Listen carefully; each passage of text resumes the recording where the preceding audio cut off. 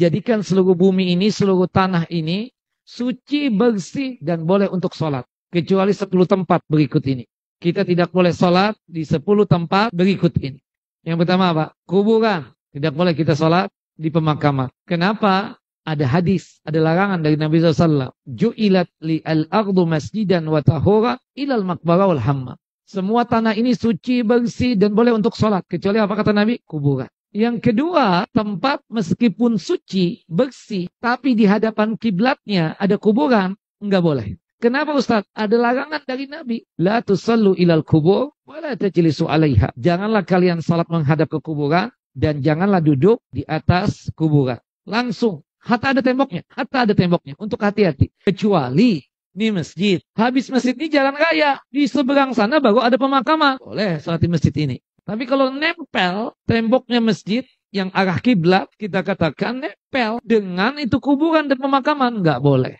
Kenapa? Ada larangan dari Nabi Sallallahu Alaihi Wasallam. Yang ketiga, toilet, jamban, restroom, nggak boleh untuk sholat di kamar mandi. Kenapa? Pertama ada larangan dari Nabi SAW. Ju'ilat li al-ardu masjidan wa tahuran ilal maqbara wal hammam. Dijadikan seluruh tanah ini bersih, suci, ya, boleh untuk sujud, boleh untuk sholat, kecuali kuburan dan kamar mandi. Kemudian yang keempat al-husyu, spiteng. Subhanallah, sholat id nih kita di sini atau Jumatan sampai keluar sana ada spiteng di situ. Di depan sana, di atasnya kita gelar sajadah sekalipun. Nggak boleh. Karena spiteng itu tempatnya apa? Kotoran. Tidak dibolehkan. Allahu a'lam bishawab.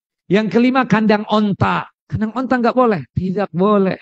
Kenapa? Ada dalil. Hadis dari Bara bin Azib radhiyallahu anhu. Rasulullah SAW bersabda, janganlah kalian tersebut sholat di kandang onta. Karena kandang onta itu tempat kongko-kongkonya syaitan. Itu alasannya. Onta binatang yang halal, kotorannya tidak najis. Cuma untuk sholat di kandang onta tidak boleh secara khusus. Karena kandang onta itu tempat berkumpulnya bangsa jin dan syaitan. Kemudian dikembangkan segala tempat berkumpulnya syaitan dan bangsa jin, kita nggak boleh sholat di situ. Maka muncullah yang keenam, yaitu apa? Tempat ibadahnya orang kafir. Dan tempat ibadahnya orang musyrik, apapun namanya, gereja, pura, wihara, kemudian sinagog, gereja, nggak boleh, tidak dibolehkan ya, kelenteng, nggak boleh, tempat ibadahnya orang kafir dan musyrik, tidak boleh kita melaksanakan ibadah salat di tempat-tempat ibadahnya orang kafir dan musyrik. Kenapa? Ya, tempat berkumpulnya syaitan seperti itu. Termasuk yang ketujuh, tempat berkumpulnya syaitan, tempat maksiat. Entah itu tempat pelacuran, tempat perjudian, atau yang sejenisnya, tempat mabuk misalnya.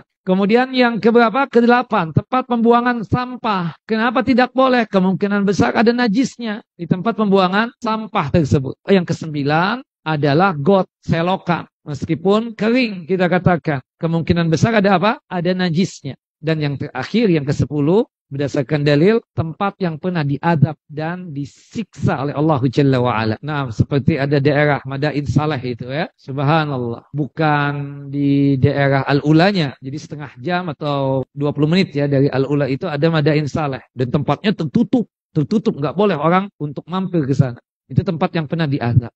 Kita nggak boleh sholat di situ. Kata Nabi SAW, bersegera kalian. Jangan berusaha untuk diam di situ. Sekedar lewat saja boleh. Tidak mengapa yang demikian. Wallahu alam bissawab. Nah, ini 10 tempat yang berkaitan kita tidak boleh untuk apa? Melaksanakan ibadah sholat di tempat tersebut. Selain 10 tempat ini, maka hukumnya apa? Boleh untuk kita sholat. Dimanapun buminya, dimanapun tanahnya.